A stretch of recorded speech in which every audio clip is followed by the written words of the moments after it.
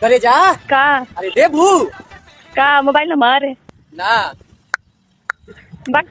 तो भाई हमार जो सोशल मीडिया पे एगो लड़की वायरल चलती है रंजीता कुमारी, जो इंस्टाग्राम पर धमाल मचा दिले बिया, यूट्यूब पर पूरा धमाल मचेले बिया। भाई हमार मतलब जोन भी लड़की बिया तार लोग के हम वीडियो में देखा है रोवतिया बेचारी, जो उनकी शुरू में देखला जा कि मतलब कैसे रोवतिया हमार भाई। वीडियो में तू लोग शुरू में देखला जा जो वीडियो तार लोग के देखनी है कि मतलब का रियल के आंसू हो। तो भाई हमारे आंसू तो रियल के हो, लेकिन एगो अफवाह इहो फैलावल जाता कि का रंजीता कुमारी अश्लील वीडियो बनावतिया। तो भाई हमारी बात सही बा कि गलत बा, ये वीडियो में तू लोग शुरू से अंत तक बन रही जा। ये वीडियो में हम तार लोग के देखावे ले बानी कि रंजीता कुमारी भी अश्लील वीडियो के प्रयोग कैले बिया, एकरा पहले भी अश्लील वीडियो बनैले बिया कि जोन की नया पर लोग कहता कि सिर्फ और दिखावा खातिर आंसू निकालतिया और वायरल होके खातिर। तो भाई हमार आंसू जोन भी निकलता शुरू में देखला जा रियल के आंसू हो, लेकिन रंजीता कुमारी अश्लील वीडियो बनैले बिया।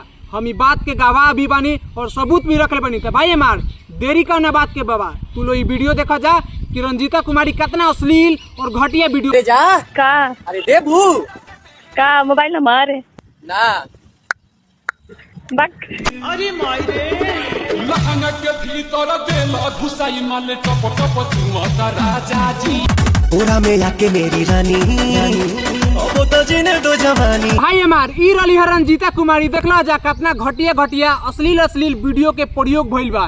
तो भाई हमार इहो वीडियो रंजीता कुमारी के हो, जो उनकी सोशल मीडिया पर आजकल बहुत ही ज्यादा वायरल चलती है लड़की। तो भाई हमार ई वीडियो जे भी लोग नहीं देखले वो वीडियो के ज्यादा ओकरा पास शेयर कर जा जे लोग बोलता कि रंजीता कुमारी बहुत ही अच्छा बिया और अच्छा एक्टिंग करे ले। तो भाई हमारी गलत फहमी बा, रंजीता कुमारी भी बहुत ही पहले अश्लील वीडियो बनैले बिया। भाई हमार जोन के अभी सोशल मीडिया पर वायरल चलता है, ये वीडियो तू लोग देखला जा। तो भाई हमार रंजीता कुमारी के बारे में ताहार लोग के का राय बा कमेंट में जरूर बताइए जा। बस यही जी वीडियो करें।